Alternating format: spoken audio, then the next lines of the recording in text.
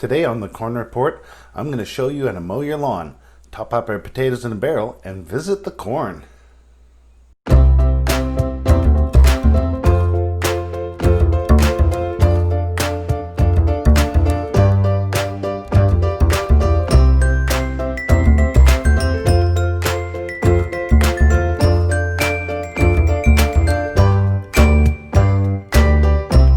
Hi, I'm Troy Haynes and welcome to the Corn Report. Today I'm going to show you how to mow your lawn, top up our potatoes in a barrel, and of course visit the corn. Plus, stay behind at the end of the show for the 5 and 30. I love my lawn. It brings me a lot of joy and satisfaction, and today I'm going to show you how to mow your lawn. To me, there's no such thing as a bad plant, and grass, just like everything else, has a purpose. So today I'm going to show you how to use your mower to keep your lawn healthy, control weeds at the same time. I'm really excited, so let's show that grass some love and get to it. First, let's talk about lawn habitat. My lawn is perennial ryegrass. I like ryegrass because it's easy to maintain and provides a nice soft carpet for my yard. But that's not the only thing I have growing in the yard. Dandelions, clover, broadleaf plantain, and crabgrass to name a few. Getting rid of these bad plants might seem hard, but when you learn why they're growing, you'll understand how to get rid of them. Dandelions, and especially clover, grow where the ground is not maintaining proper moisture or nutrient levels. Clover and dandelion are great at boosting the nitrogen levels in the soil, making it possible for other things to grow. And dandelion, with its long taproots, help aerate the soil, allowing moisture to penetrate the surface.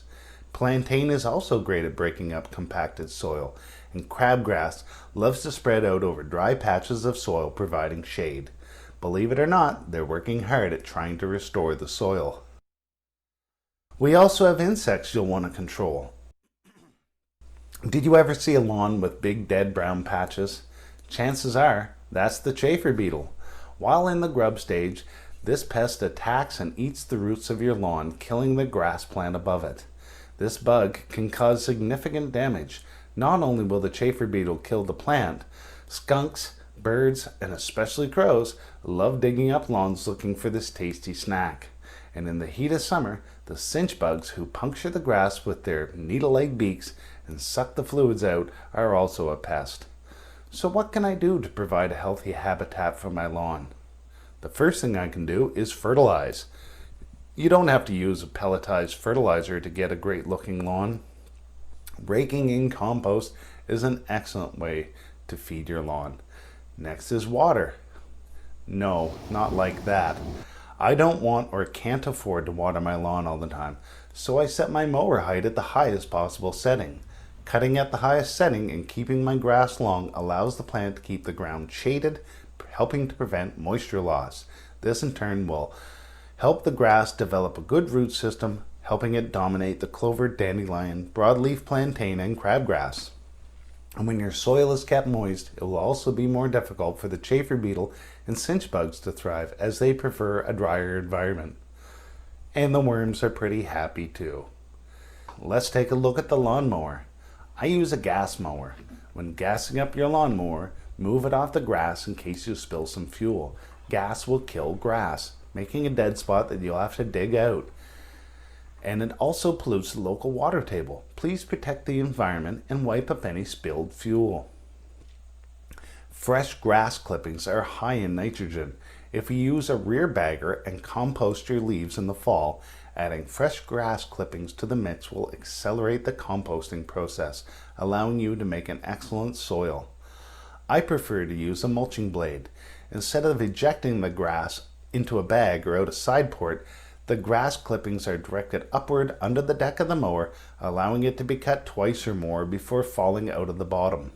This allows the cut grass to become its own high nitrogen fertilizer, and nitrogen is what makes grass grow fast and green.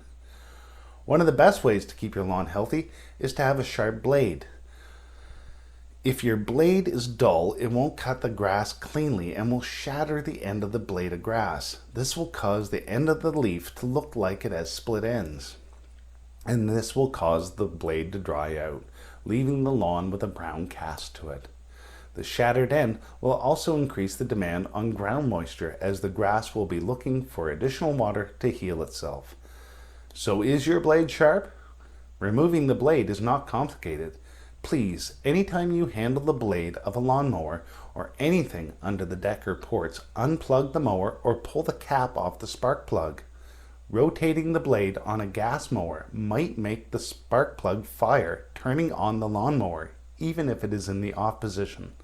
Lawnmower blades can be extremely sharp, so please take great caution when handling the blade and always wear gloves. So when is the right time to mow? I like to mow when it's about 1/3 to 40% taller than my mower height. This will keep the grass soft and prevent thick stems. Before you mow, perform a safety sweep of the lawn and remove any sticks, rocks, or other hazards. Now it's time to mow. Please make sure to wear proper footwear. Closed-toe boots are the best and sandals are the worst. Always push your mower, never pull. Moving forward will give you a better cut and prevent any debris you might have missed in your safety check from flying out and injuring you. Pulling the mower also increases the chance of driving over your own foot. Mow your lawn when it's cool or cloudy. Mowing in the sun or high heat makes it hard for the grass to overcome the shock of being cut, and it may dry out. The first thing I mow is the perimeter of the lawn. I'll start by mowing 2 strips around the perimeter. This will give me lots of room to maneuver when mowing the main part of the lawn. After the perimeter has been cut, I'll mow back and forth in a stripe pattern, overlapping strips slightly, always pushing and taking my time until the job is done. Are you enjoying the Corn Report as much as I do? Join our growing Facebook community. It's easy to find. Just open up Facebook and search for the Corn Report. When you do, you will have access to extra content not found on YouTube, like helpful hints, interesting facts, and updates on some of the projects I'm working on. Plus, I would love to hear from you and see pictures of your garden. And Facebook is a great place to do that. I'll see you on Facebook, and thanks for looking at my corn. Hi, I'm out in the garden checking up on our potatoes in a barrel. A couple of weeks ago, I topped them up with a couple of buckets of soil compost mix. The plants were growing so fast, I didn't get to the potatoes in time, and the plants had grown above the 6 inches I recommended. Nonetheless, I added the soil and filled the barrel all the way to the top. As you can see, the potatoes are doing very well, full of blooms and super healthy.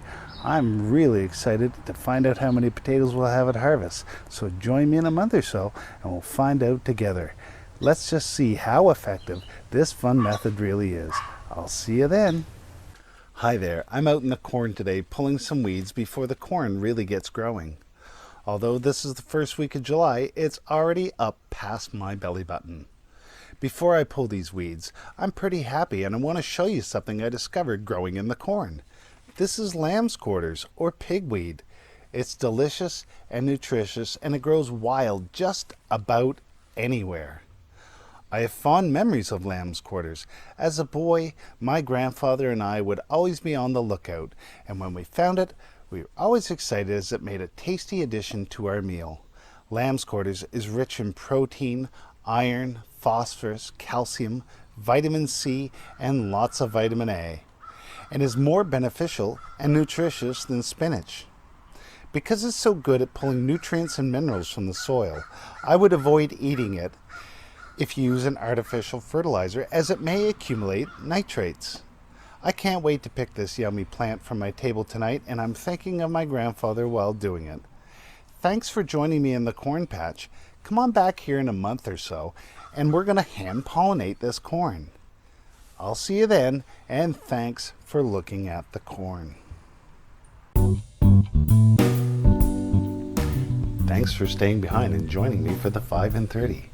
Today I'm going to share with you 5 quick facts you might have not known about some common plants. Number 1, did you know hostas are edible and a member of the asparagus family? They're best in the spring when new shoots form. Number 2, tomatoes and peppers are a member of the nightshade family, and eating the leaves can make you very sick. Number 3, dandelion seeds can travel up to 5 miles in the wind, making it just about impossible for keeping them out of your yard. Number 4. Dandelions are one of the first edible greens in the spring, and are an excellent source of vitamin A, C, and K. And my favorite fact, rice doesn't need to grow in water. It can be grown on dry land, but it's grown in water to prevent weeds and other pests. So that's it in a nutshell. I'd love to hear about your garden, so please leave me a message, or better yet, a picture in the comments section. I promise to reply to all of your comments. I'm Troy Haynes. Thanks for watching. Please subscribe, and thanks for looking at the corn.